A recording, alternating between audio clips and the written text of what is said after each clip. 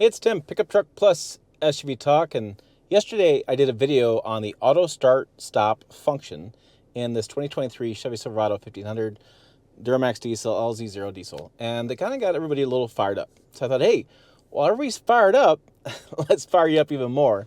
Let's talk about oil change intervals, and this is a very interesting topic and something I see a lot of.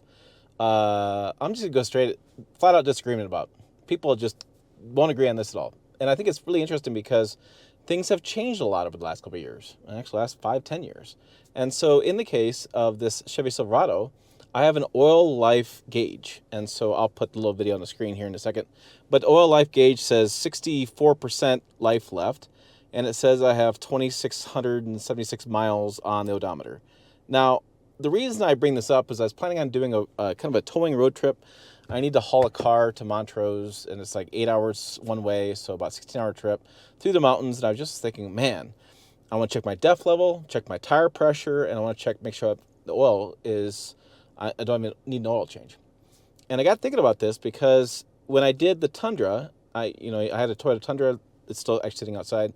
Year before, I had a Power Boost, and I've done both those trucks, and I've sent oil samples into a company called Blackstone Oil Laboratories, and I've gotten the response, the reports back, and it just, all this stuff kind of swirled in my head. And so I thought, okay, well, hold on here. Let's talk about this. So at the Tundra, I did a 10,000 mile oil change, which was based on the manufacturer recommendation. And I got called a jerk. I got called in lots of other words that were used because people said you're damaging the engine. And, when I grew up, it was 3,000 miles or 3 months, had to have an oil change.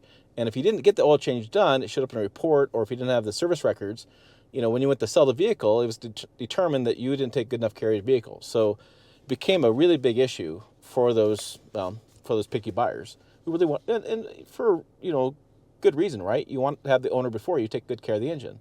And so in this case, I'm at 64%, I'm at 2,600 miles, and I thought, well, how do I know when the oil change needs to happen? I reached out to General Motors, and they said, hey, there really is no oil change interval. Wait, what?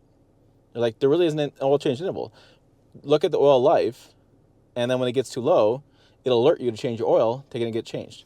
And I looked at the diesel supplemental manual. This is in the owner's manual.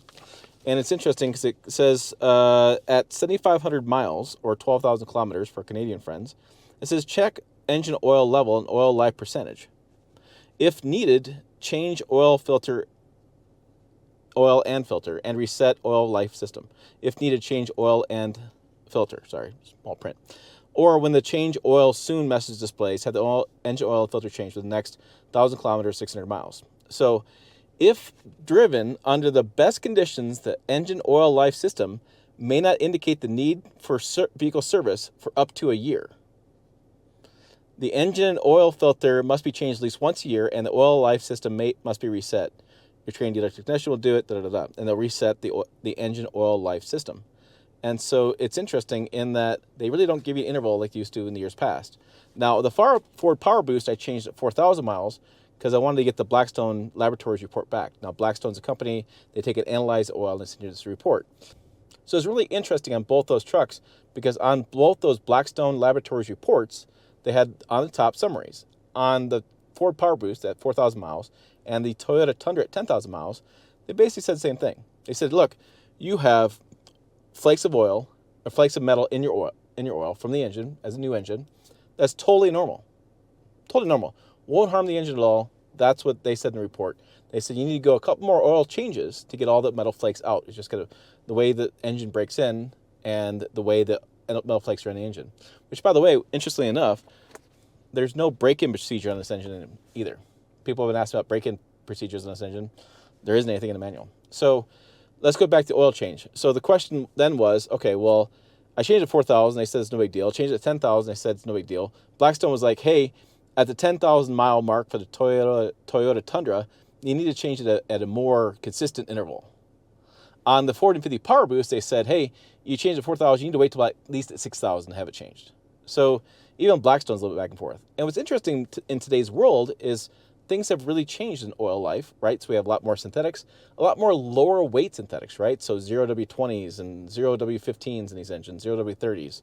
We also have new transmissions that are using synthetic fuels that are sealed. There's no dipstick to check the oil. There's no maintenance interval for that. I mean, looking at this maintenance log, which is page 39, I believe it was, service and maintenance schedule. Let's see. We had 30,000 miles is replace the fuel filter. 150,000 miles, drain and fuel the engine cooling system every 6 years. And then the dreaded 200,000 miles, replace the oil pump belt over 15 years, whichever comes first. That's when you got to drop transmission to actually look at the belt, and you can replace it anyways. That's the expensive job. So every 200,000 miles, you have to pretty expensive repair or maintenance issue. But yeah, besides that, that'd be it. That's all the service manual in this truck. So I thought that was pretty interesting. I want to get your viewpoint on it, though. Like, when should I change the oil? When is the right way to change the oil? When is the right time interval in your mind? I know we have a lot of mechanics and a lot of engineers on this channel who watch this stuff, and I'm just curious your thoughts on that. I got called a jerk when I didn't change the Tundra soon enough, and I got called a moron when I changed the power boost too fast.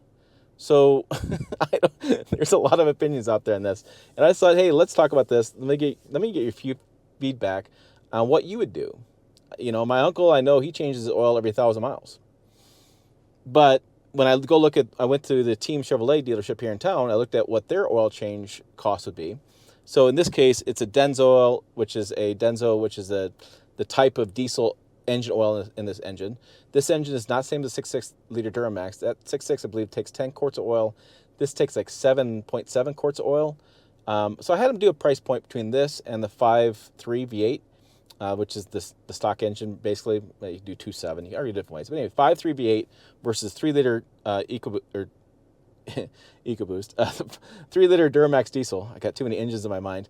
The difference was about $95 in just oil for this truck versus about $50 for oil in just the 5.3 V8.